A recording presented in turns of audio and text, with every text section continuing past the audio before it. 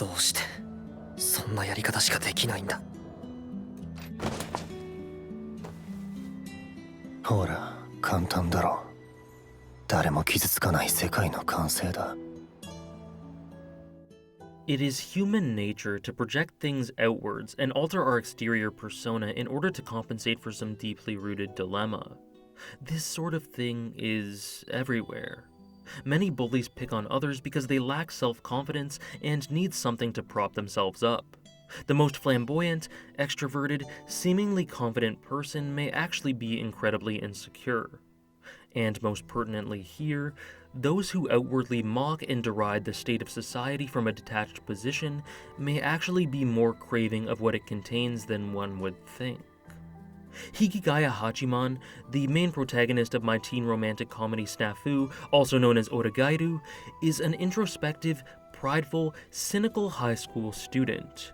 He looks upon youth, high school, and social dynamics with disgust, and considers them to be a false illusion perpetuated by shallow people who are concerned with lying to themselves and others. He is constantly thinking and evaluating his observations through this lens, and makes snap judgments based on what he has come to know. Seemingly because of his general distaste for all of this, Hachiman distances himself from others and proudly proclaims to be a loner. He intentionally makes himself unlikable, he is always wearing a bitter, sour look on his face, and he frequently avoids making connections with people, apart from his relationship with his little sister. But despite being so introspective, he spends a great deal of the story lying to himself on the surface layer of his mind, even though he is aware of this dishonesty deep down. We are products of our environment, and Hachiman's prior experiences have taught him that the world is an ugly nightmare that has no place for him. Throughout his early life, he has been shunned, made fun of, rejected, bullied, and dismissed at every turn, which has taught him to try not to care. He seems to think that lifting his cynical mask and showing vulnerability and weakness in any way is inherently bad, and that any form of sympathy or kindness towards him is dishonest condescension. But does he really believe that wholeheartedly? Or does he still harbor some hope deep down that someone will show some genuine, true kindness to him? He tries to be repulsive to get others to hate him, to artificially distance himself so he won't feel pain from the dishonesty of the world. He plays this off as a stubborn refusal to change and give in, as a rebuttal to quote-unquote losing, but the truth is that he isn't comfortable being honest, because honesty has only ever gotten him hurt in the past. He wants to believe that other people can be kind, but he can't. And still, somehow, his true essence shines through, even here. The world is bleak. I don't need others. I don't need connection. This is all I need to be fulfilled. He's lying to himself, giving himself excuses to not to have to put in the effort in case he gets heartbroken again.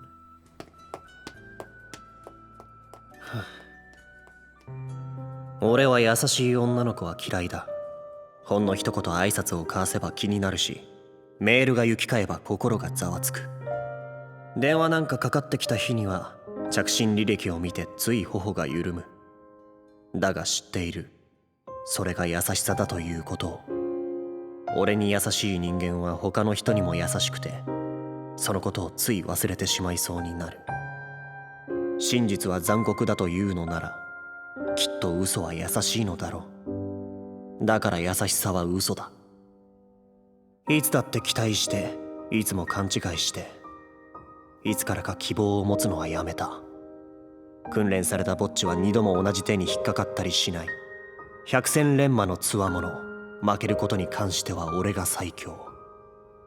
だから、いつまでも、優しい女の子は嫌いだ。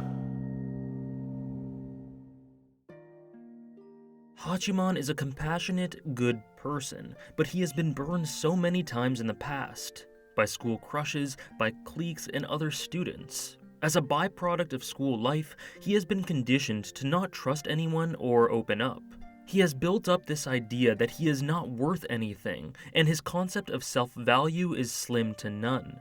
He has very little confidence and does not believe that he deserves happiness, because he has learned to not believe this.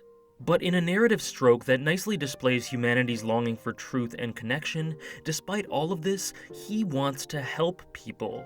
He is extremely caring of others, at total odds with his outwards philosophy.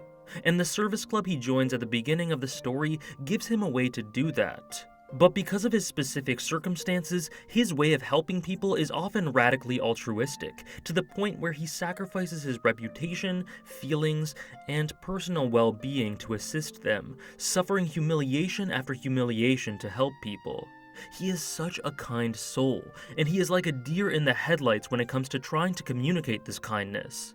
I personally see this as such a sad state. He is constantly trying to express his caring nature, but is so withdrawn and hurt that he doesn't know how.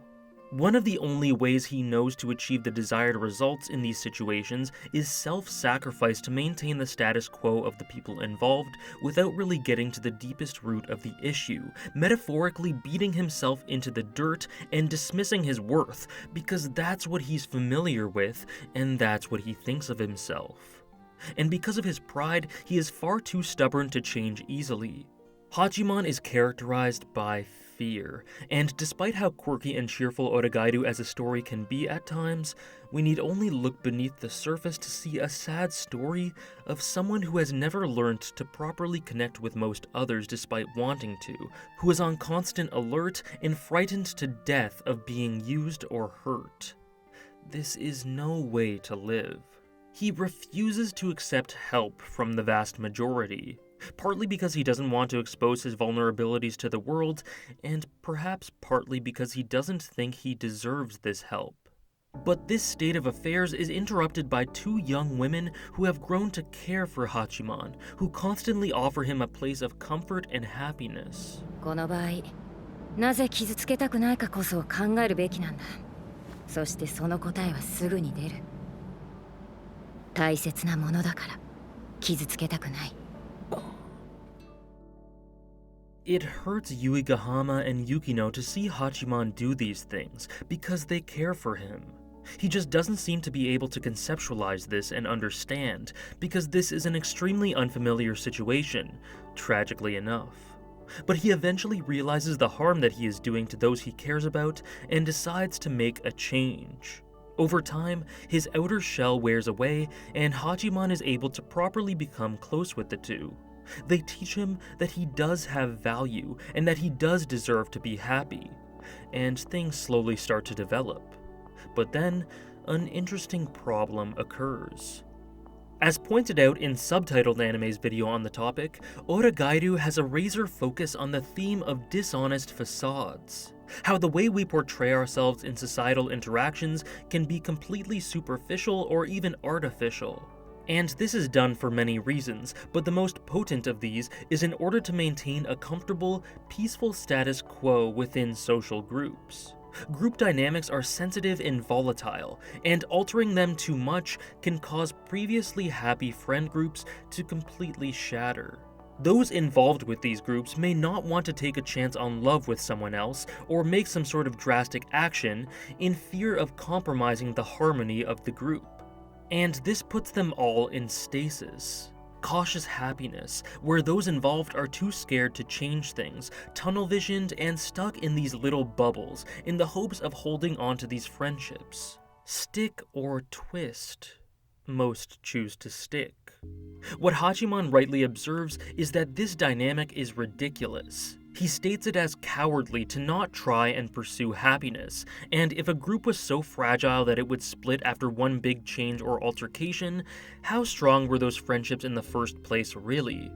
But Hachiman is a hypocrite, because he does this very same thing. And he very likely knows this. He hates the shallow dishonesty that perpetuates in the hopes of avoiding pain, but he has been doing the same thing throughout his high school life through his loner persona, and began doing it to an arguably greater extent as his relationships with Yuigahama and Yukino evolved. The two girls are completely layered, nuanced, attractive, and extremely good-hearted young women, and they complement Hachiman in ways that benefited his life exponentially. The three of them have become what each individual really needs, but as is usually the case, feelings develop and things don't stay simple. It is quite clear that both girls have feelings for Hachiman, and to a certain extent, he has feelings for both of them. And funnily enough, he finds himself at a standstill, nearly identical to the ones that he had been criticizing earlier. Now he sees how hard it is to alter what had proven to be such a happy little group. He is hesitant to break things, but the longer he waits, the more aware of the situation the three get, and the more consequently superficial the interactions become. And he sees that this is the last thing he wants to happen. 傷つけないなんてことはできないんだ。人間存在するだけで無自覚に誰かを傷つけるものさ。生きていても死んでいてもずっと傷つける。関われば傷つけるし、関わらないようにしてもそのことが傷つけるかもしれない。でも俺は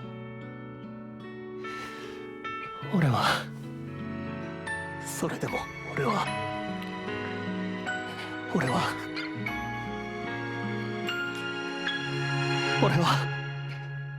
本物が欲しい。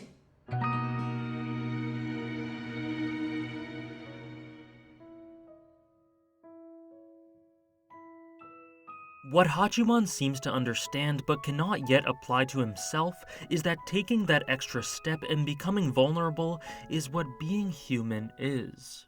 It's duality.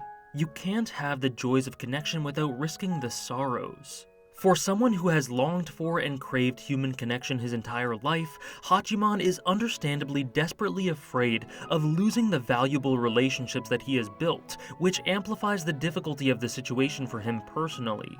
He has feelings for both girls and still harbors reservations of whether he deserves the happiness that either one would be able to provide him with, and he is also deeply concerned about the personal feelings of both. But for the first time in what seems like forever, Hachiman must come to learn that he needs to set all of that aside and think about his own happiness, about what his heart is telling him. It may be risky, but that's what life is. Hachiman must have faith that this special group will be strong enough to withstand anything. He must believe in the bonds that he's formed to not allow his fear of loss to overtake his journey. And taking this leap of faith, validating himself, may prove to be the single most important decision he could ever make. In the end, it's okay to show weakness, it's okay to take risks, and it's okay to want things for yourself. Because there will always be someone out there to care for you and support you through the difficulties. Many thanks for watching.